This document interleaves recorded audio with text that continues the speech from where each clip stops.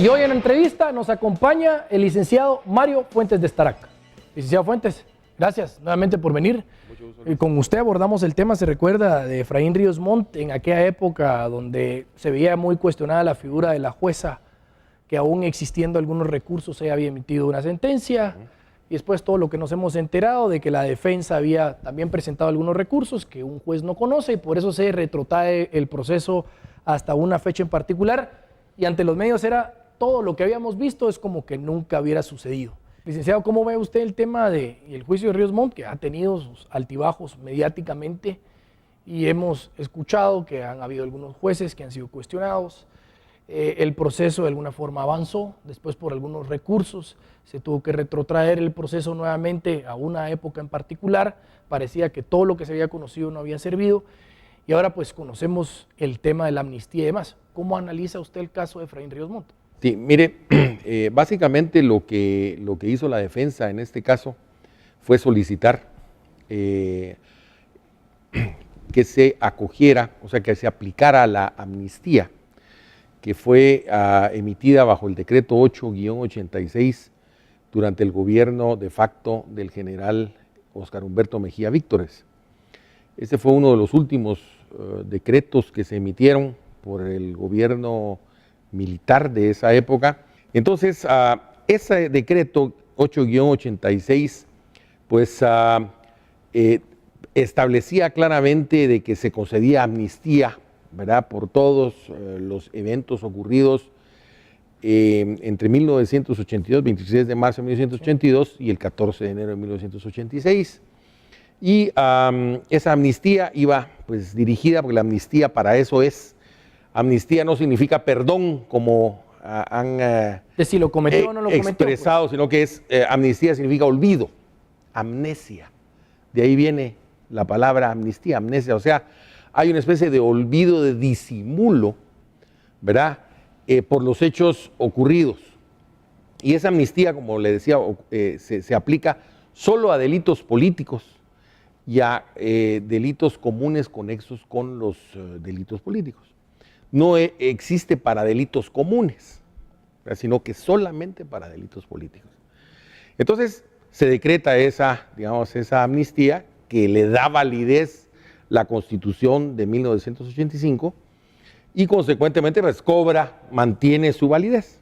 Entonces la defensa de Ríos Montt plantea que a Ríos Montt le es aplicable, ¿verdad?, o solicita que se le aplique la amnistía de ese decreto ley 886 que fue emitido durante el gobierno de Óscar Humberto Mejía Víctores. Y entonces, pues se plantea ante el juez lo deniega y lo deniega también la sala jurisdiccional correspondiente. Entonces se plantea un amparo por esa denegatoria y ese amparo llega primero a la Corte Suprema de Justicia, la Corte Suprema de Justicia conoce los amparos contra las salas, y otorga el amparo. Se apela y la Corte de Constitucionalidad confirma el otorgamiento del amparo, y en este sentido estricto, nada más le pide al juez, ¿verdad?, que indique por qué no debe aplicarse la amnistía que establece el decreto ley 886 al general Ríos Montt. Entonces, y le dice que razone, que fundamente, que justifique, ¿verdad?, el por qué no le aplica esa amnistía al general Ríos Montt. Entonces, la discusión, digamos, que se ha dado a nivel mediático es en el sentido de si ese decreto ley 886 está vigente, es aplicable o no por el hecho de que fue derogado por la Ley de Reconciliación Nacional. Y la Corte de Constitucionalidad, según se lee de la sentencia de amparo, pues considera que sí cobró vigencia ese decreto ley 886 y que estuvo vigente durante el periodo, digamos, durante 10 años más o menos, que fue de 1986 a 1997. Esa es, digamos, la discusión que se ha dado. ¿Qué mensaje cree usted que manda esto? Porque, digamos, si al abogado procesalista, constitucionalista, probablemente sí lo comprende. El abogado, digamos, un poco más mercantilista, se le hace complicado entenderlo. El ciudadano que ve que el tema es mediático, que se habla de una jueza aquí, que no, que se volvió todo al asunto como estaba y ahora salen con él. O sea, ¿qué mensaje cree usted que se le envía a la población con esto? Digo, desde el punto de vista legal, aunque está bien, pero pareciera como que ahora, o sea, ¿cómo cree usted que la reacción va a ser de la gente que también está pidiendo que se haga algo?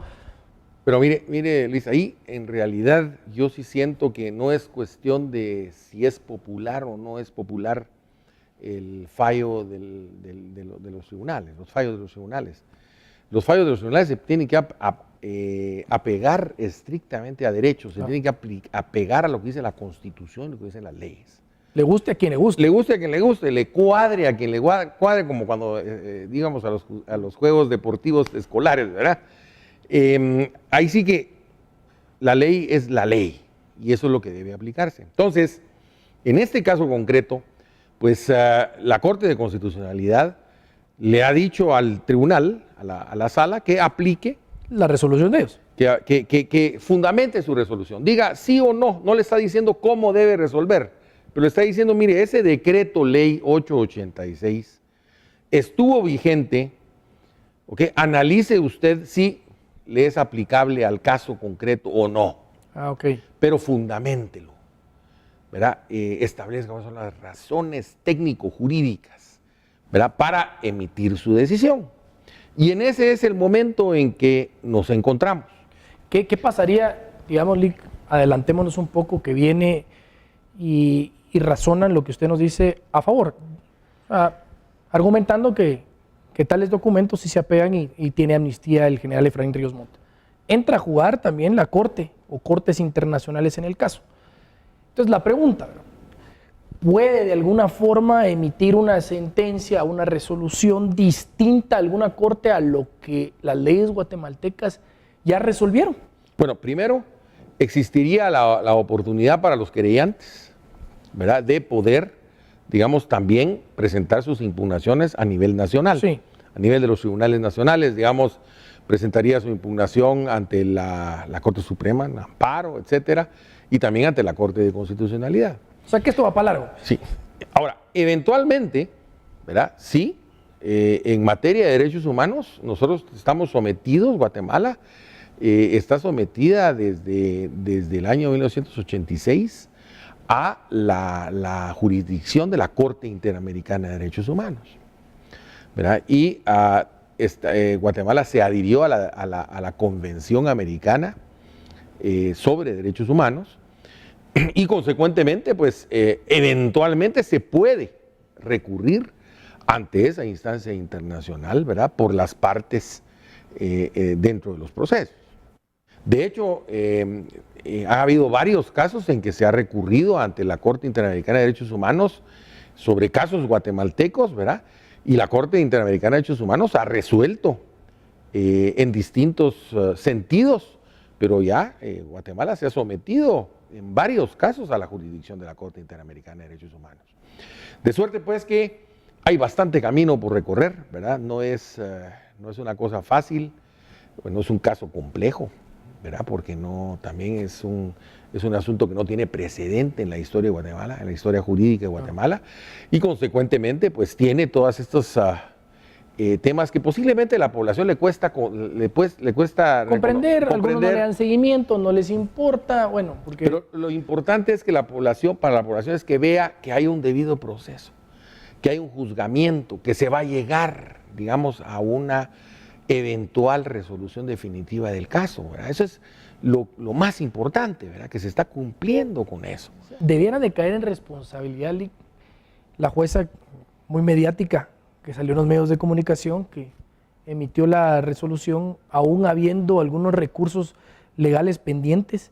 Debiera, como autoridad, como jueza del organismo judicial, caer en responsabilidad por haber hecho esto.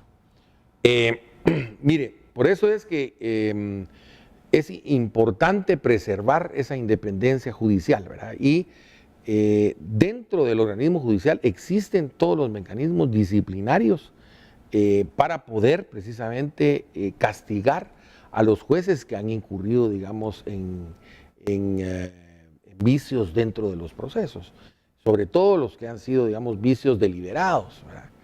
Incluso también está, todos los jueces tienen derecho de antejuicio, igual que los magistrados, es decir, que debe la Corte Suprema de Justicia primero establecer si verdaderamente la acusación o el señalamiento que se hace contra los jueces es, digamos, justificado o es totalmente espurio, ilegítimo, nada más con el ánimo de desacreditar a los jueces y declarar si hay lugar o no a la formación de causa. Licenciado, usted ha visto que normalmente lo que hace el ciudadano es dirigir la atención al legislativo, los diputados del Congreso de la República. Sin embargo, también la Corte Suprema de Justicia, el organismo judicial, ha sido señalado, con rumores como sea, pero ha sido señalado que es ineficaz, ineficiente y demás. Vemos también que no se eligen las altas figuras, el presidente de la Corte Suprema de Justicia.